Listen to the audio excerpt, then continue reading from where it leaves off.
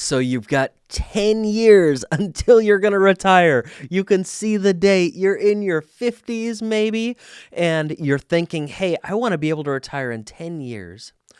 What are some things that you could do to help make sure that you pass this financial milestone? And by the way, 10 years from retirement is a financial milestone that we should be prepared for. So in this video, I'm going to give you 5 things that you can do if you are 10 years or less from retirement.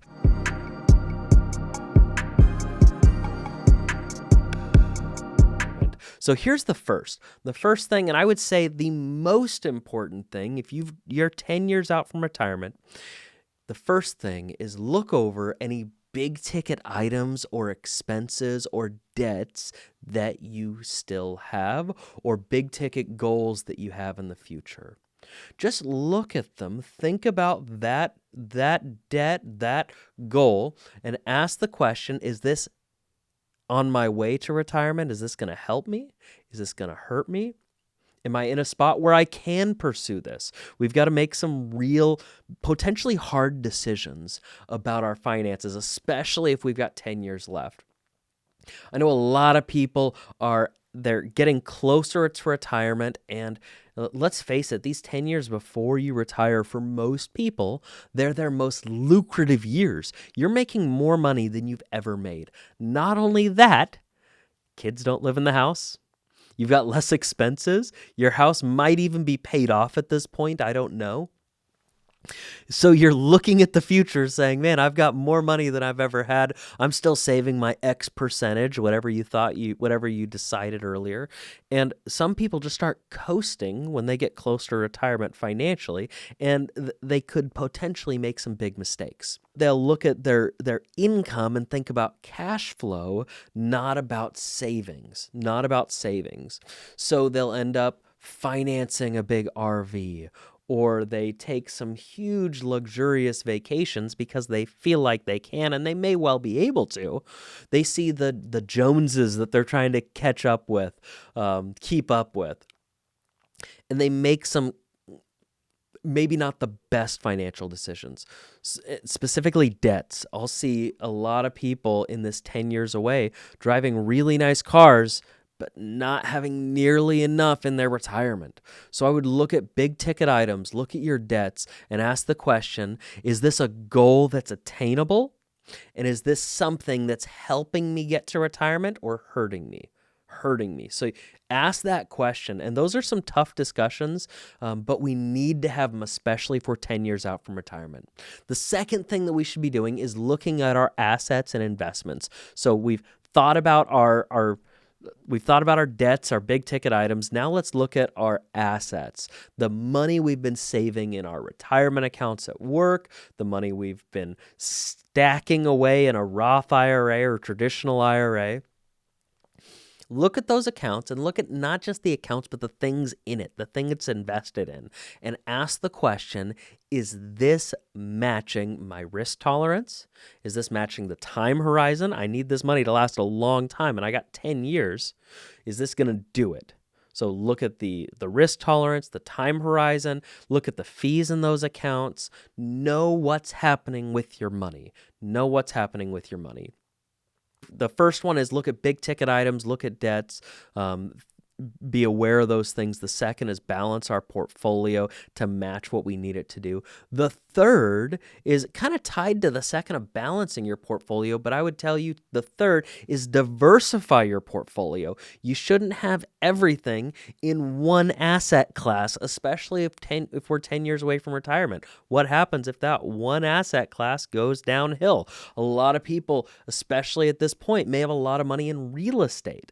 What happens if 2008 happens and real estate crashes and takes a few years to get back to where it was? That's really going to hurt us, especially if we're 10 years away from retirement. So I would tell you, be diversified in the things in the accounts. Be diversified with your assets. Also, have some diversification when it comes to tax treatment of these accounts. A IRA and 401k and 403b, from a tax perspective, are treated fairly similarly compared to like a Roth IRA, where it's growing tax-free and you can take the money out without any tax penalty or without paying any income tax on it. So be thoughtful about the tax diversification of these accounts. The reason that's important is because when you hit 73 or 75, if you have everything in traditional IRA or in a 401k or in a 403b, you're going to be forced to take money out of that in the form of RMDs, required minimum distributions. And those can get pretty stinking high. That could bump you into a higher tax bracket. That could have you have the IRMA fees, if you're familiar with those. It's the Medicare surcharge. So you want some tax diversification, not just asset diversification.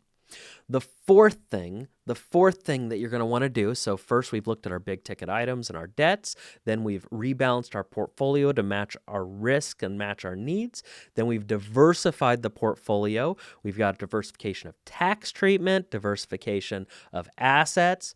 The fourth thing we need to do is take full advantage of company matches, of catch-up provisions. Any extra dollars we can squirrel away, we should be, because 10 years, it's coming quick. It's going to be here sooner than you think. So take full advantage of all the extra provisions that you have. People who are over the age of 50 can actually save more for retirement in a given month, or in a given year, than someone under the age of 50. There are catch-up provisions in IRAs, Roth IRAs, 403bs, 401ks, to where you can save more. So I would encourage you to do that. This is so important because the vast majority of Americans are behind the curve when it comes to their retirement savings. And when you get into your 50s and your peak earning years, your lowest expense years, man, squirrel away every single nut you can because you're going to need it. People are living longer now than they ever have. This retirement account, if you retire at 65, it could be 35 years. If you make it to 100, that's 35 years that you need this money to last. So take full advantage of every catch-up provision you can. Every company match you can. Get those dollars saved so that you have enough to last you for the long haul. All right, the fifth thing that we're going to do, and this one's not as much fun as some of the others, but I would say really important, especially now that you've probably got some assets together, your home, peak earnings, your kids are older. Get your estate documents in order. There's so many things that are going to change for you as you keep aging. And making good decisions now and directing those around you about what you want and making it clear is going to pay off in dividends. I've met so many clients and so many people where there was something that happened in their 70s and there was a decision they made in their 50s that helped provide for that. Maybe that was they have some long-term care policy. Maybe it's that they have a power of attorney that's durable, that exists so that someone else can help make decisions for them when they can't.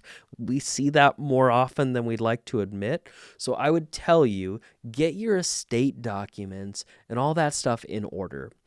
Get your will in order. This should be clearly written. Most people write their wills when their kids are younger. Now that your kids are older, now that you're at a later stage, your will's probably different. So get your will set up. Have a power of attorney put together. Get a living will, healthcare proxy, maybe even some trust documents, depending on your situation. I don't know what you need, but I would tell you, meet with an estate attorney and get your estate documents in order. Make your wishes clear. So those are 5 things that you can do if you've got 10 years or less until retirement. 1, review those big ticket items and debts. 2, rebalance your portfolio to match your goals. 3, be sure to be diversified in the assets that you hold and in the tax treatment of those assets. 4, take full advantage of all these catch-up provisions that you have available to you that people younger than you don't. And 5, get your estate documents in order. You've saved for a lifetime. Make sure that when you're gone, it does what you want it to do. And while you're here, it keeps doing what you want it to do. So there's some things to do as you cross this financial milestone. And if you found this helpful, or if you know someone who may find it helpful, please do that person a favor and pass this video along to them. Hopefully this will help them make better decisions in these years gearing up for retirement. So we got 10 years left. Let's use them well. And thanks for sharing this. Have a good one.